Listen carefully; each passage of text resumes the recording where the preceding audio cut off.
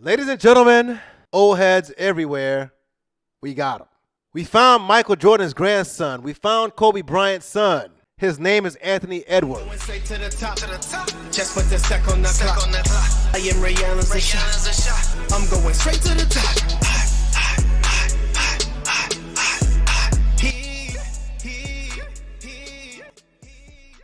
Yo, what's going on, everybody? Mike here, Sports and the Real Shit podcast coming at you once again. Appreciate you joining me as always. Don't forget to subscribe and like and share and all that good stuff. Comment on my posts. Follow me on social media. Follow me on Twitter, y'all. My Twitter following needs to come up. Twitter is like the hardest nut to crack because Elon Musk wants you to pay to get your post seen. I have a pretty good following on TikTok, pretty good following on Instagram, terrible following on Twitter or X because Elon wants you to pay to get your post seen, and I ain't about to pay him. So if you're listening to this, follow your boy on Twitter. Help me get my numbers up. But for real, though, appreciate y'all as always listening and watching, keeping up with your boy. So got a bit to cover today, so I'm gonna jump right into it. First thing, right? It's March Madness. March Madness is always fun, even though college basketball season is far from what it used to be. At least those of us who grew up watching basketball in the old days, us old heads. College basketball is far different, but it's March Madness. But before I jump into March Madness, I wanted to talk about something that's been floating around for quite a bit now, right? But really came to a head probably a couple weeks ago, I guess. And that is the matter of the NIL, transfer portal, all that stuff that all of a sudden nobody likes. And Nick Saban is like the face of this stuff now because he's, on Capitol Hill, giving his testimony or whatever they call it, right? When he's jabbering and yapping, in front of a bunch of people who didn't care before, but all of a sudden everybody cares now. Not at the students, the athletes, not at the employees are actually getting paid. Everybody wants to hear about it and wants to put it into it. Everybody got problems now. So Nick Saban was out front and center, talking about, NIL on Capitol Hill. So let me play this clip for you guys real quick about what Nick had to say, and then I'll come back and give my thoughts. Listen to Nick Saban. Now, what we've done between freedom to transfer and creating a free agency system where guys can transfer whenever they want to transfer, and the whole idea that we've created a pay-for-play model in college athletics have created some issues in being able to actually have a program and a system that would enhance those very values that I just talked about. And how does this even impact other sports relative to Title IX, relative to non-revenue sports? And how do we continue to create some kind of a model moving forward where we do improve the quality of life of the student athlete, but create some kind of a balance in terms of competitive balance, which all venues have some guidelines and rules that create some kind of competitive balance, which right now we don't have in college athletics. It's whoever wants to pay the most money, raise the most money, buy the most players is going to have the best opportunity to win. All right, I'm going to pause it here, y'all. First of all, when you're sitting on a panel with Ted Cruz, I don't mean to get political, but when you're sitting on a panel with Ted Cruz, it's not a good look. I ain't gonna front, all right? Because this brother is one of the word I was gonna use is probably not appropriate, all right? This cat is a clown. I would not want anything to do with Ted Cruz, all right? Not to get political, But it is what it is. This guy is a straight clown. But here's my thoughts on this NIL, transfer portal, all this crap, right? So I talked about this, a couple months ago when Florida State did not make the college football playoffs. And I was like, yo, this thing is rigged. It's all about the money. Money's the root of all evil. And yes, I will restate it again. Money is the root of all evil, or the love of money is the root of all evil. The love of money is what allows the NCAA and all these big dogs to essentially take advantage of these student athletes and make millions and billions of dollars off of them while they get pennies on it. The love of money is what allows you to look past the humanity of these dudes, these basketball players, and these football players who are getting all kinds of nasty season-ending, career-ending, life-threatening injuries, certainly life-altering injuries. The love of money is what allows you to see past that, but to be okay with profiting so much off of these dudes in the name of amateurism and student athletes. These dudes for so long were treated like indentured servants, right? I know people don't like the word slavery, whatever.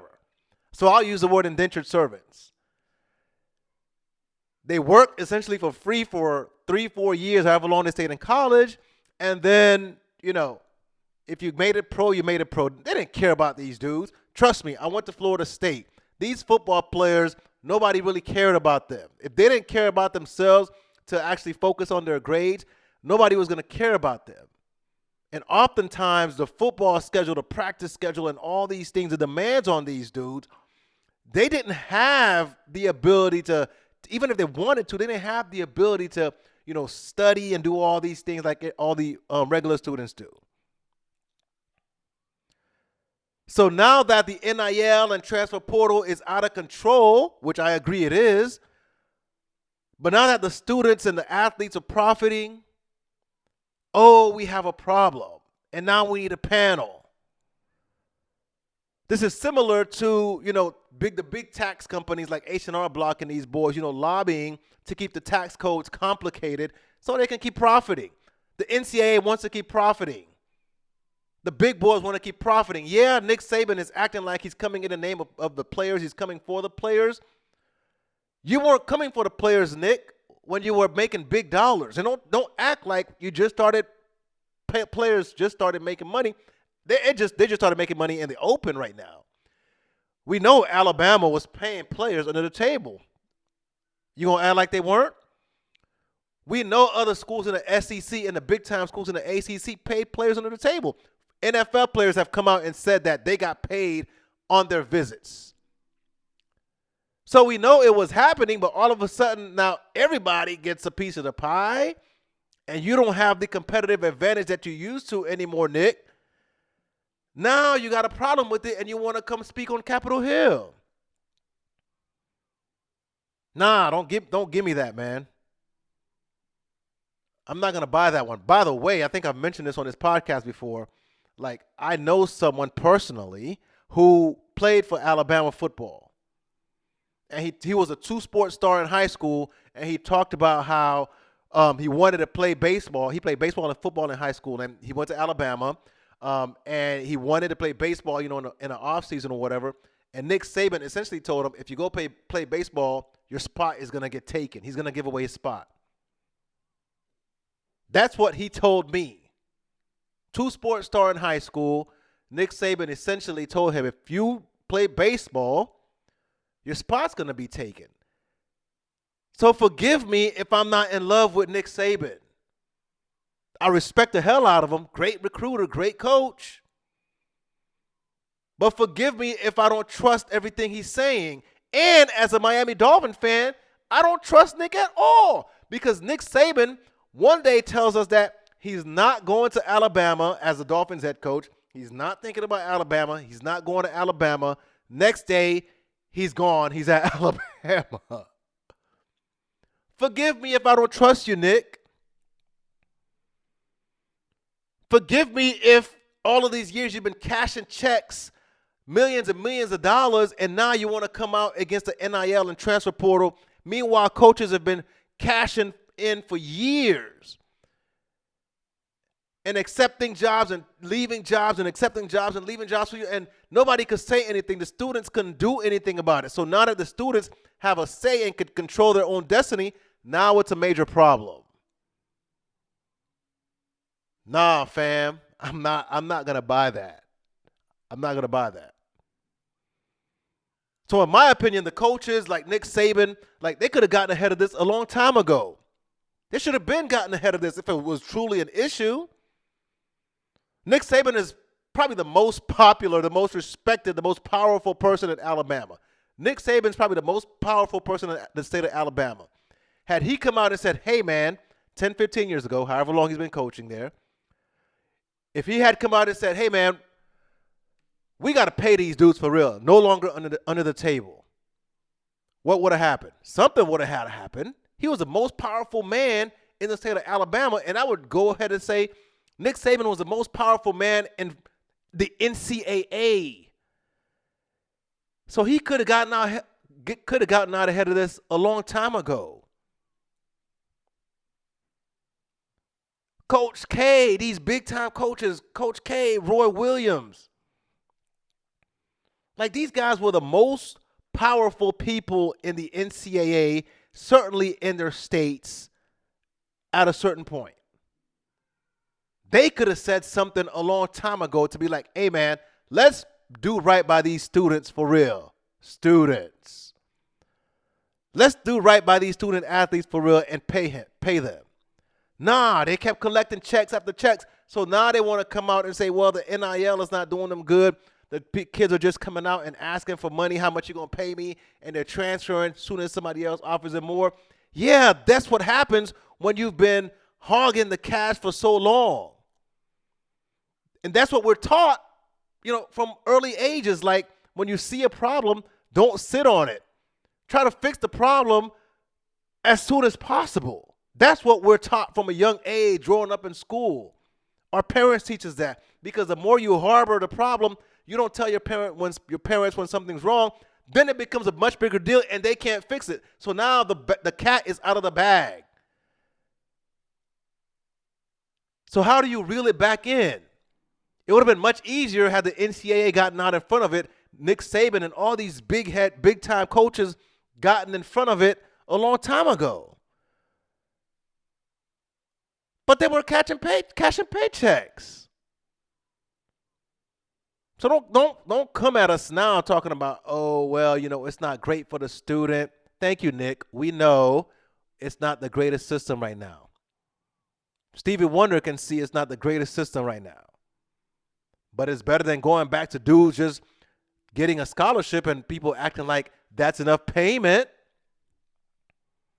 These dudes bringing in millions and billions of dollars, man.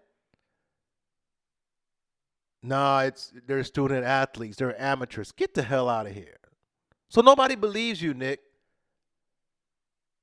Should have been gotten out in front of this a long, long time ago, and we probably wouldn't be here. What's funny is that there's this kid, as I'm going through this stuff and reading about, the NIL and all this stuff. There's this kid, Caden Proctor, who's literally like probably who Nick Saban is talking about when he's talking about kids taking advantage of the system. So if you haven't read up on this kid, Caden Proctor, he's from Iowa. In high school, he commits to Iowa, but he flips to Bama. Nothing wrong with that. Kids do that all the time. He plays 1 year at Bama, enters the portal. He commits to Iowa again. They raise $100,000 for him. He collects the money. He re-enters the portal. And he doesn't have to pay the money back. Kiat. This brother is a businessman. Some may call it fraud. I don't know. That's playing the system. I'm not sitting there advocating for people to do that. But this is what happens when for so long a broken system was left broken and nobody tried to fix it. All types of excuses. Nah, fam, we don't care no more, bro. Now you absolutely have to pay these dudes or it's going to stay broken the way it is because they ain't going back. And the NCAA, to me, like I said before, is one of the most corrupt organizations ever. For so long, they never cared about the student athletes for real. They made some of the most anti-player decisions ever. The Reggie Bush situation. They took away the man's Heisman. Anti-player decisions. Most recently, the Tez Walker situation at North Carolina. He transferred from Kent State. The whole thing was just messed up from toe up from the flow up, as we used to say. Players unable to transfer, all that led to now they're going to transfer as often as they can. They're going to take advantage of the system. So many anti-player, anti-student athlete decisions were made by the NCAA. So now nobody cares, bro. Nobody cares.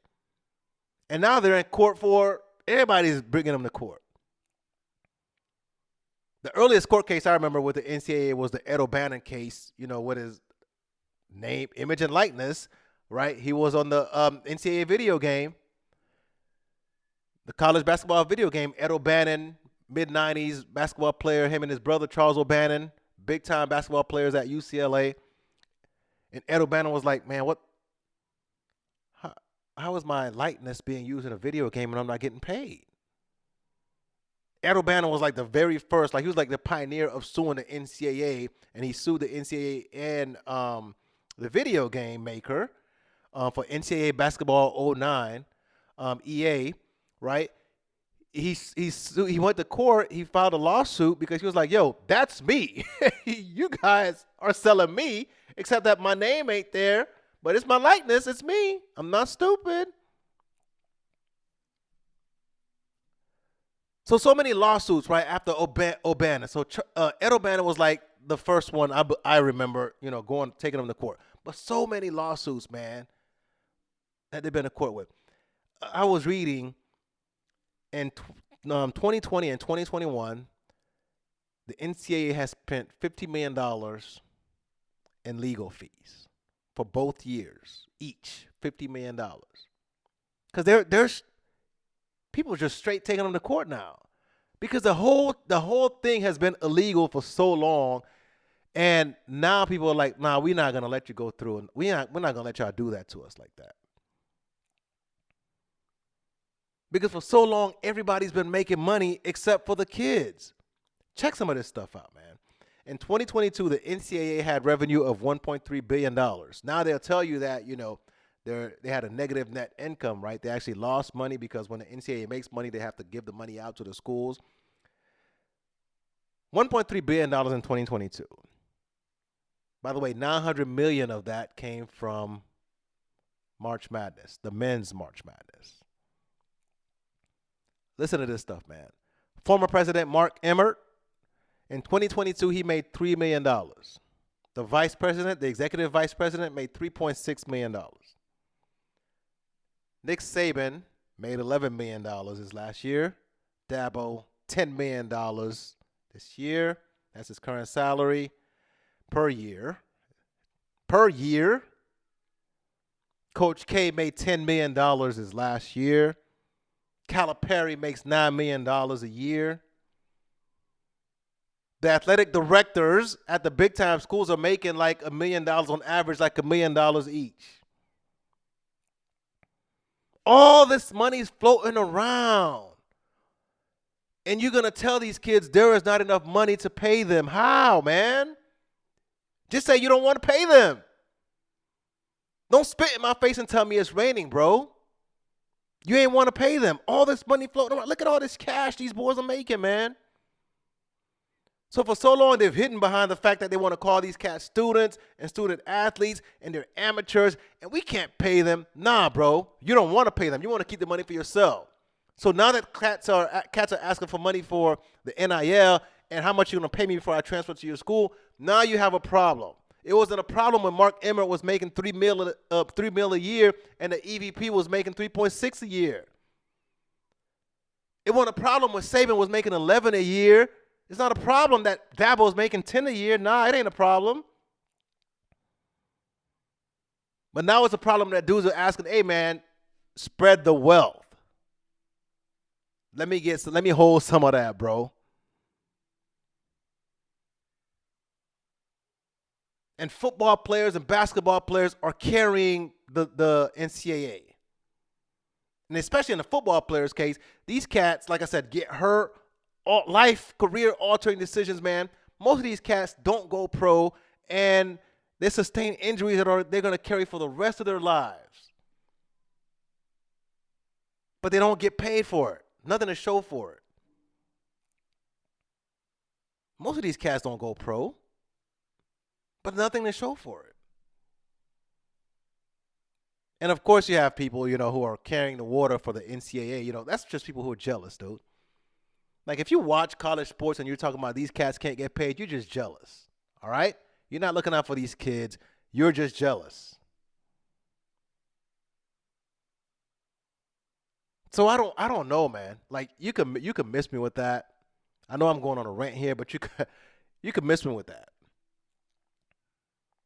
The people who work and bring the money should get paid. Simple as that. I don't know how else to put it. And I'm the only person for so long who had been speaking about it in the mainstream media was Jay Billis. Like, Jay Billis, who's a lawyer, kept hammering at it.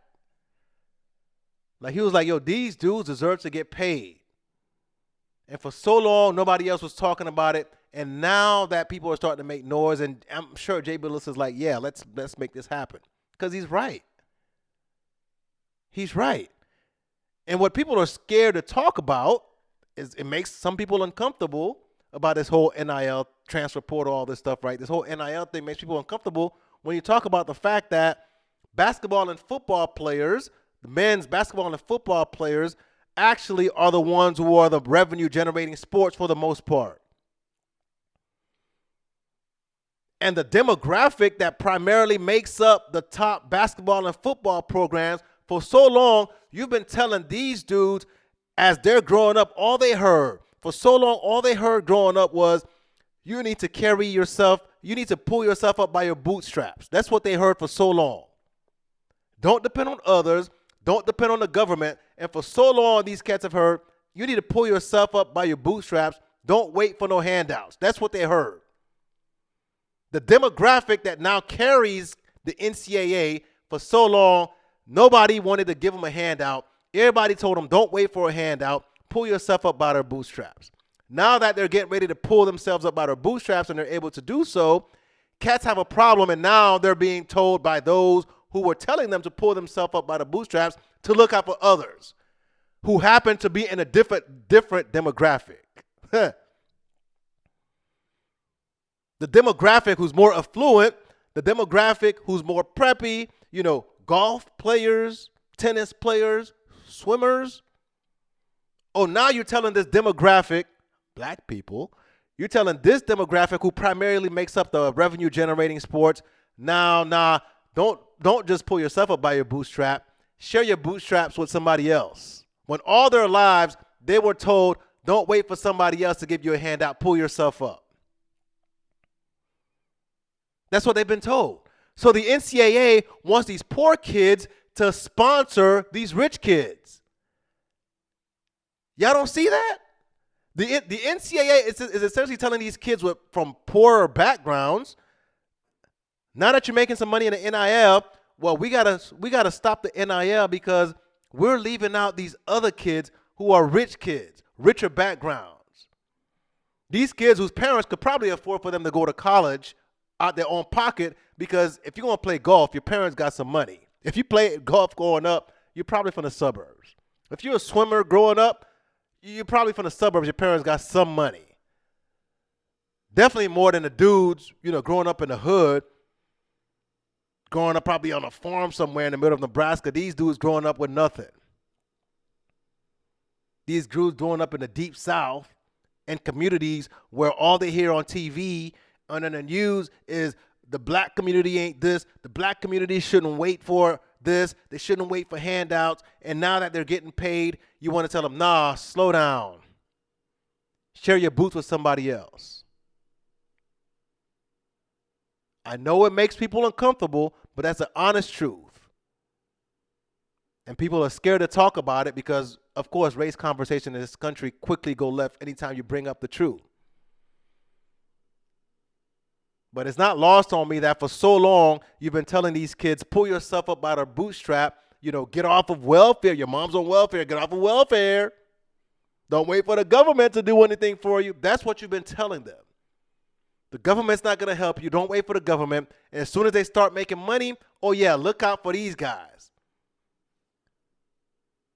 We can't let you guys make money. How are the golfers going to make? How are we going to pay the golfers? How are we going to pay the swimmers and the tennis players? Well, pull yourself up by your bootstrap. You should have played a sport that actually generates revenue, huh? Or does it not work like that? Does pull yourself up by your bootstrap only work for certain demographics? Seems like it to me, because all of a sudden, everybody wants Nick Saban included in this clip. All of a sudden, everybody wants to look out for the golfers and all these guys. Meanwhile, when Nick Saban was making his cash, he wasn't looking out for golfers. When Mark Emmert, the former president of the Ncaa, was making his straight cash, he wasn't looking out for the golfers and the tennis players. He ain't care. But you're asking these athletes from poverty, usually, a lot of times, definitely from disadvantaged environments. Now that they're starting to get some money to take care of themselves and their family, they're not guaranteed to go pro, so make their money while their body is healthy. You're asking these dudes to take care of the dudes who got it already, whose parents already got it. Nah, y'all ain't slick. We see it. So, yeah, the system ain't working optimally. We get it. It ain't. But don't go on Capitol Hill, Nick. Don't go on Capitol Hill. Like, y'all should have been done something about it.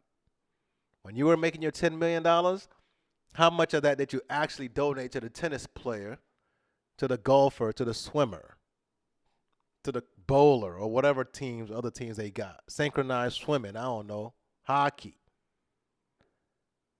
How much of those dollars, Dabo Swinney, have you donated to these other kids, right, who all of a sudden everybody cares about? Why did anybody care about these guys when the NCAA was making $1.3 billion? Mark Emmert was taking home $3 million. How come nobody cared about the tennis players then? Because they don't. So they want to make the black athletes. They want to make the black athletes feel bad for not wanting to take care of the white preppy athletes. Yeah, it's uncomfortable, but it's true. Uncomfortable conversation, but it's true. So yeah, it can be fixed. It should be fixed. But I would expect that the players have some representation in figuring out how it gets fixed. The smaller schools, we're going to account for them. HBCUs, we're going to account for them. Title IX, we're going to account for that, right? The ladies, don't want to leave the ladies behind. There's ways to fix it. It's not going to be easy, but there's ways to make it right so that these dudes get paid what they're worth. But spare me your tears, Nick Saban. I don't believe you. You need more people, to quote the philosopher Jay-Z. Anyway, I hate when people take advantage of people, man, and try to act like they care about them. Yeah, I'm going to take all this money, but I really care about you. I'm going to take all your money that you work for, but I really, really care about you. Who stands up for that kind of stuff? Who allows that kind of... What person, honest person, would do that? The love of money is the root of all evil. Anyway, March Madness, like I said, is here. I ain't gonna lie, it was tough to watch college basketball this year. Matter of fact, I didn't watch 5 minutes of college basketball this year, all right? But I have started watching college basketball the first weekend of March Madness. It's been okay. I mean, it's a tough watch, okay? I'm not going to lie. College basketball is a tough watch. The rules are too different from the NBA. And because all the one-and-dones are one and done now, there is no hype about great teams anymore. Like, there is no stacked Duke team. There is no stacked North Carolina team with Vince and Anton Jamison, like, ready to roll through the tournament. Like, those used to be upsets. The upsets nowadays aren't really upsets because while these teams, that get upset have high rankings, it's not truly an upset because these guys haven't played together long enough. Like Kentucky, these guys are all one and done. They don't play together. Like, once they go up against a team that's experienced, that's played together for a couple of years, they're going to get beat. Because while Kentucky may have, guys who are going to go pro and be good in the pros, in the NBA, they don't have any cohesiveness. And you could tell how the style, like, especially when dudes are allowed to play zone against them. You're not going one-on-one. So I'm just going to play a zone and force you to be uncomfortable. And if you don't know how to play with each other, it's like, okay, I'm cohesive. You're not. I've been playing with my teammates 2, 3, 4 years. You guys just met 6 months ago. Who do you think is going to look better on the court, me or you? So really, Kentucky losing is really not that big of an upset like you would think it is, right? Like when a 1 seed or a 2 seed goes down nowadays, it's not the same level of upset as it used to be back in the day when the 1 and 2 seed actually had like juniors and seniors, like they were expected to roll the tournament and then they get upset. Now it's just guys who were just thrown together 5, 6 months ago and they, hey, go hoop, man. Roll the ball out, go hoop. No, my team here who's been together a couple years, we're veterans. We actually know how to play basketball with high IQ and play tough, hard basketball. We're not just looking for the payday in the NBA. We're going to beat you. So, yeah, Kentucky's going to lose to Oakland. It wasn't really an upset. So the basketball is kind of mid because there's really some bad teams there and some bad basketball. And the teams, the Blue Bloods who should have really, really good basketball teams really don't. They just have really good individual players. And that doesn't always make a great team. So, yeah, I'd rather watch the Joker and Giannis and these guys than college basketball, which is what I did all year until the tournament started. Like, the appeal of the tournament is essentially the fact that anybody can get knocked out at any time and, buzzer beaters, right? That's the appeal of the tournament. But if you're looking for great basketball, it ain't it. It's just tense because dudes are about to go home. They're about to start crying when they lose. Like, that's the appeal of the tournament. It's not great basketball. A lot of it, honestly, if I'm being totally honest, is like watching high school basketball. It really is. And it's not preparing dudes for the next level. Current college basketball ain't preparing dudes for the next level. So you want to go to the NBA, you want to go to compete with his Euros coming over, but you're playing college basketball, which is nothing like the NBA. So if the NBA were serious about using college basketball as a true feeder system, they would work with the NCAA to get rid of some of these rules, man. Change the rule. Like if you're playing zone defense in 2024 in college basketball, get rid of zone defense because nowhere is zone defense played. Change it, well, somewhat, but not like this, all right? But change the rules, the shot clock, right? Right now it's 30 seconds. It used to be 35 seconds when we were growing up. Now it's 30 seconds. Put that thing at 24 seconds like the NBA, man. The game is so slow. That's how you would make the game better. Allow the dudes with the talent to show their talent. Right now, they can't show their talent because they're stuck swinging the ball from side to side because dudes are playing a 2-3 zone. They can't really, shake anybody because there's 4 other cats waiting for them.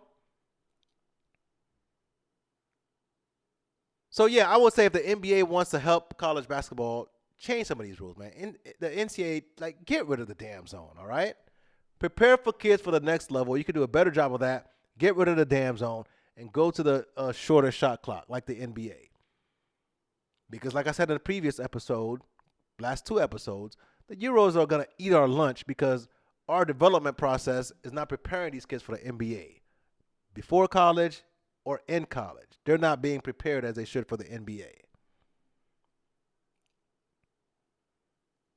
So yeah, it's a fun tournament to watch because of the possibility of the upset, and you get to watch these kids, who you'll expect to see at the next level. but it's honestly not great basketball. All right, that's just the truth.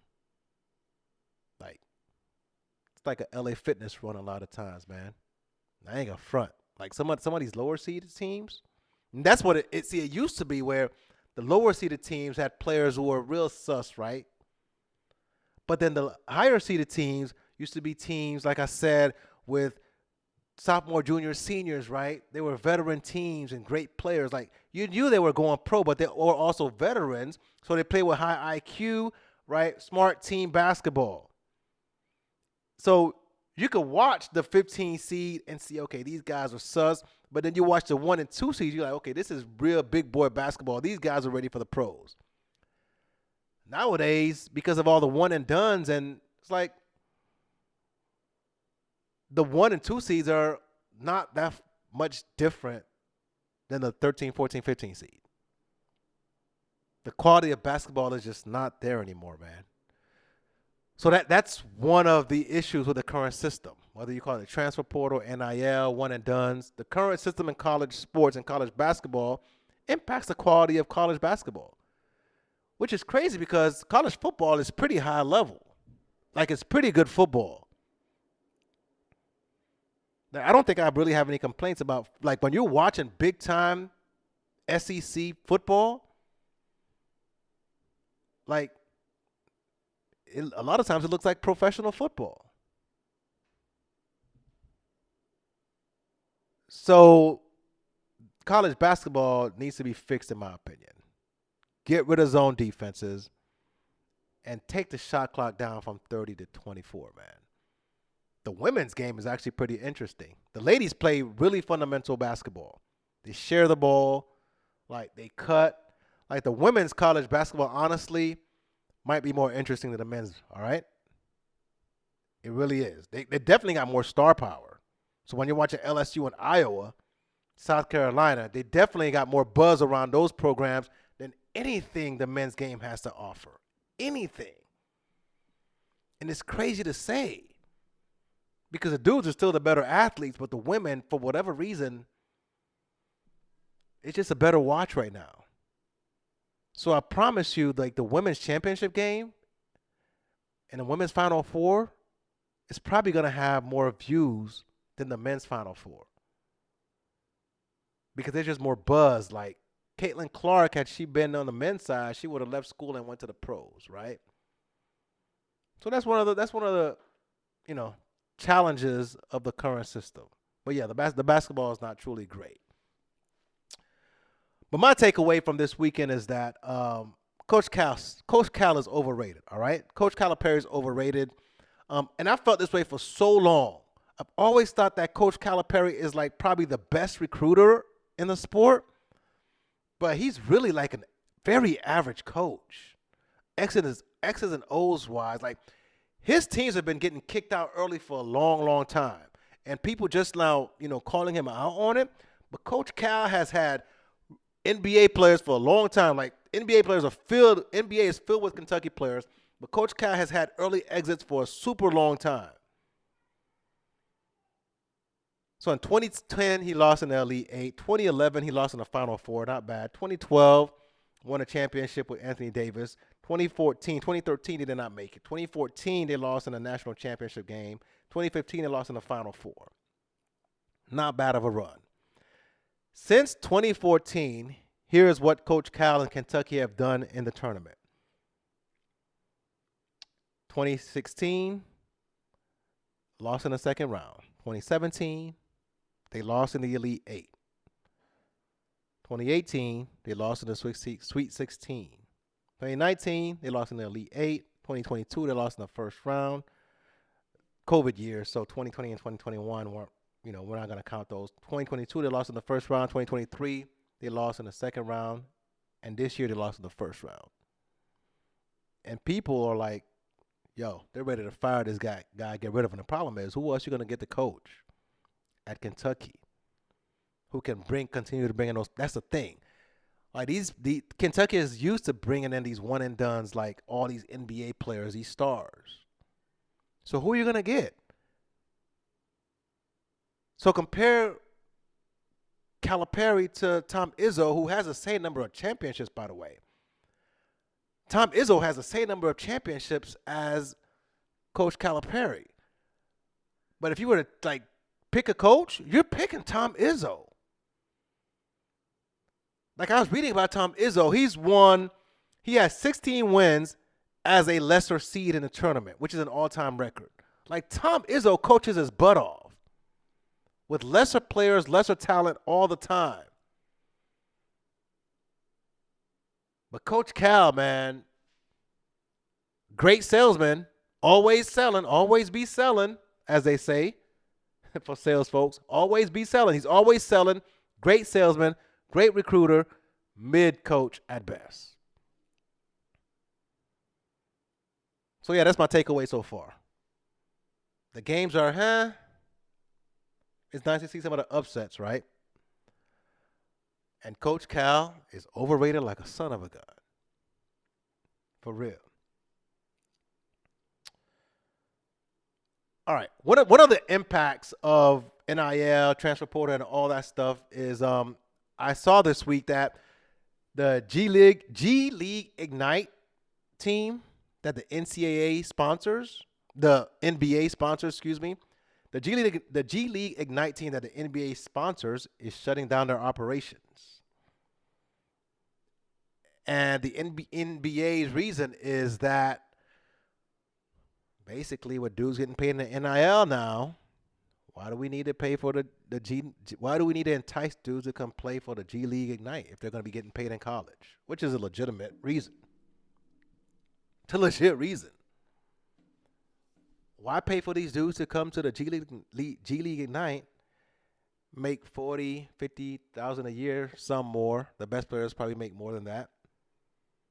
If they're going to get paid more than that in college, just go to school, just go to college. So Jalen Green, who was in the G League Ignite, Jonathan Kuminga, and some of the others who are now in the NBA, these guys might as well go to college now if they're going to be getting paid, NIL or elsewhere, right? When they figure out their union with the schools, not teams. So these cats going to be getting paid now, so there's no point of the G League Ignite. So it's going to be interesting to see how the G League takes form now, as more guys actually start going to college now because they're getting paid more with the NIL or actual salaries when it comes to that. How the G League takes shape, because now does it become like a true minor league where teams actually use it to, develop players? Or is it going to be a situation where dudes coming to high school don't want to go to college like they do now? They don't want to go to college and play for free, so they'll go to the G League Ignite or some other G League team. That's going to be interesting to watch. So I think the G League should turn into a true feeder system, a true development program, because so many of these one and dones are going to the league. They're not ready to play. Like, all of these guys should be in the G League, man. And until you're ready, you can't come up. That's how baseball does it. So that's going to be interesting to see. So, yeah, I wanted to give my quick thoughts on the G League. Again, the NIL is impacting all these different programs, right? Now that the dudes are getting paid, who are making the money, who are bringing in the money, all of these things, right? The Adam Silver, is like, yo, let's get up out of here. Because they're not going to be able to get the play. They're not going to be able to keep up with the NIL and NIL deals and cats getting paid in the NCAA. So they got out. So we'll see what happens with the G League. So real quick, NBA. I'm going to say this, man. Ladies and gentlemen, old heads everywhere, we got them. Old heads everywhere celebrate, we found them. We found Michael Jordan's grandson. We found Kobe Bryant's son. His name is Anthony Edwards. We found him. Old heads everywhere rejoice. We found Michael Jordan's grandson and Kobe Bryant's son. His name is Anthony Edwards.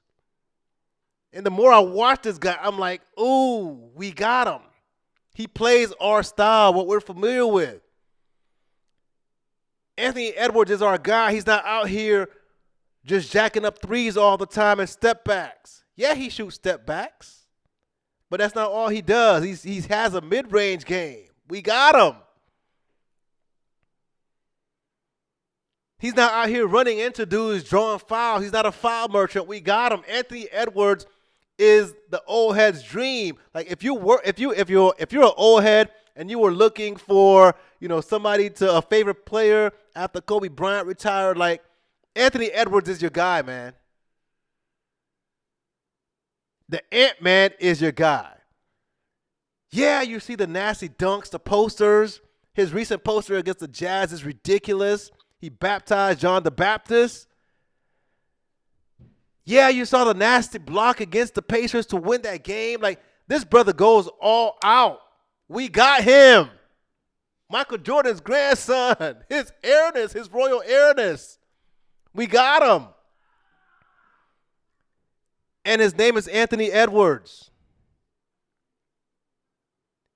You see the nasty, you see his flow, man, his game, his dunks, his blocks. We got him, man.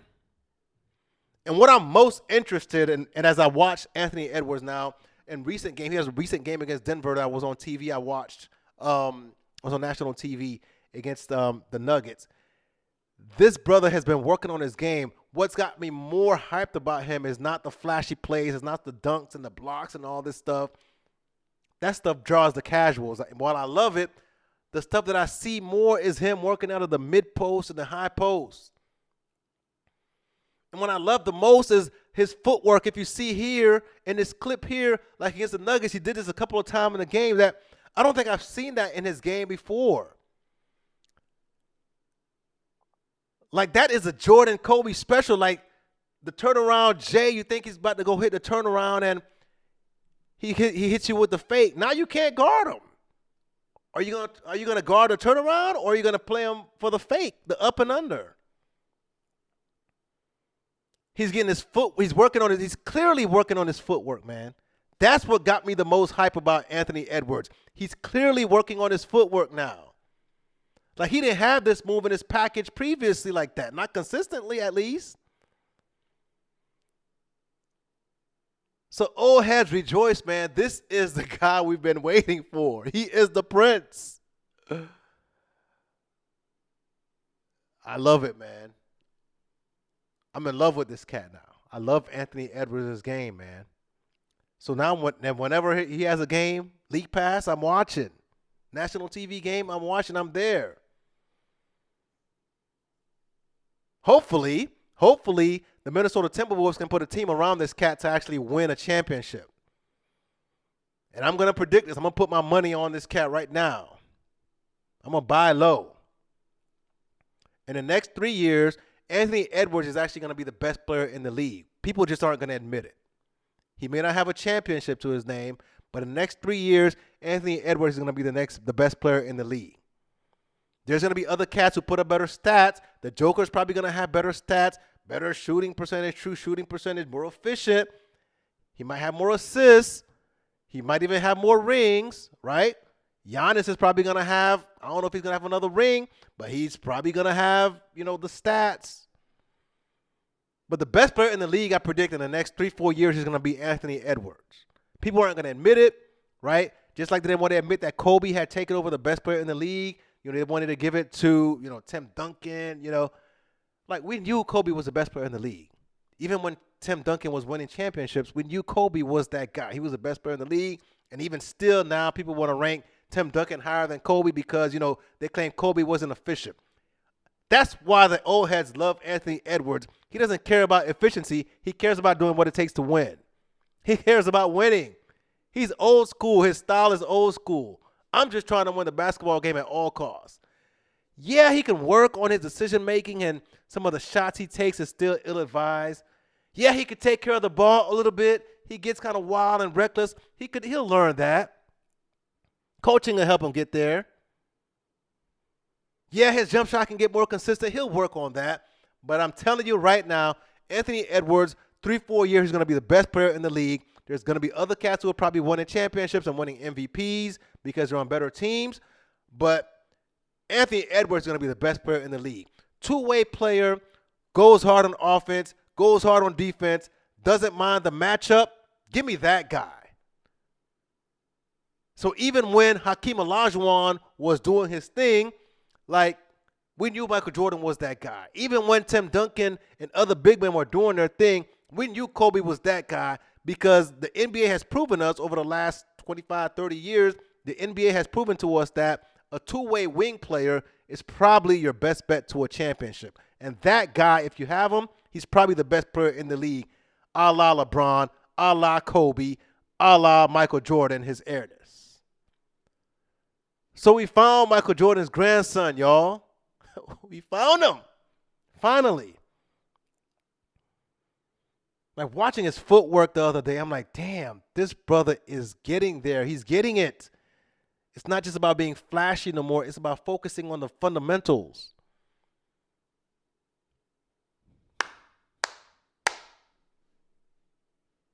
Man, if you're not watching on YouTube, you got to watch this. You got to watch some of this stuff, man. Anthony Edwards does not have this footwork package in previous years.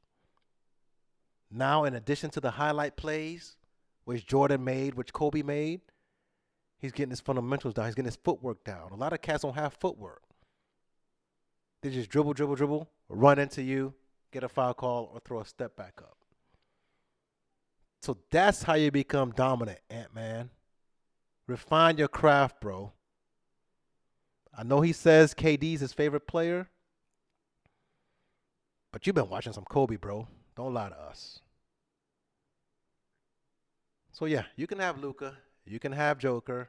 You can have Embiid. You can have Giannis. In 3-4 years, the Ant-Man is going to be the best player in the league, championship or not. Just like Michael Jordan was the best player in the league before he even won his first ring in 91. LeBron was the best player in the league before he won his first ring with Miami. It happens like that sometimes. It happens like that sometimes. Ant-Man, 3-4 years, best player in the league. Give me that guy. Two-way player, got the shot, got the handles, got the drive, the desire, plays lockdown defense. Give me that guy. All day, every day, and twice on Sunday. You can take Wemby. Take Wemby. I don't care. I don't care. Give me that guy. Give me Ant-Man. All right, last thing before I get up out of here. Shohei Ohtani, I couldn't let this story slide. I'll probably talk more about it when I learn more. But the Shohei Ohtani thing is crazy. So let me give you the quick rundown of this Shohei Ohtani gambling thing, all right? So Ipe Mizura is Ohtani's friend, all right, an interpreter. He made a bunch of bets using Ohtani's money. And Matthew Boyer is another cat in this story. He's an illegal bookie, it turns out. He extended a bunch of millions of dollars of credit to this IP guy. I don't know how to pronounce his name. $4.5 million worth of illegal bets, essentially, from Ohtani's account.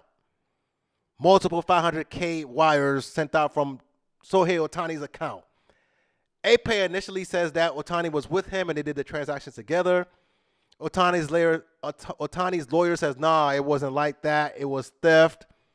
Ipe turns around and turns the story and says Shohei wasn't there. He didn't know nothing about it. Right now, the MLB is still investigating.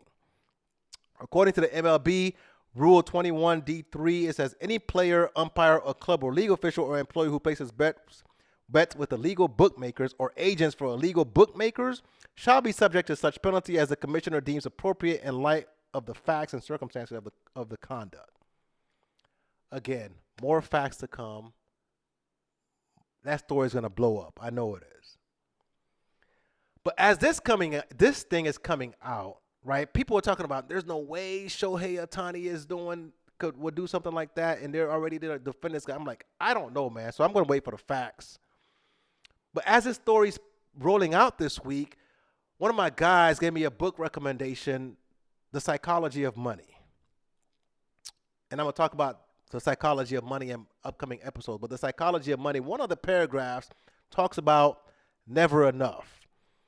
And it mentions that one of the hardest financial skills is to get the goalpost to stop moving, meaning you have enough money, but for whatever reason, you keep wanting more. And as a result, you keep having to make more money. So one of the hardest financial skills is you learn to nail down is to get the goalpost to stop moving.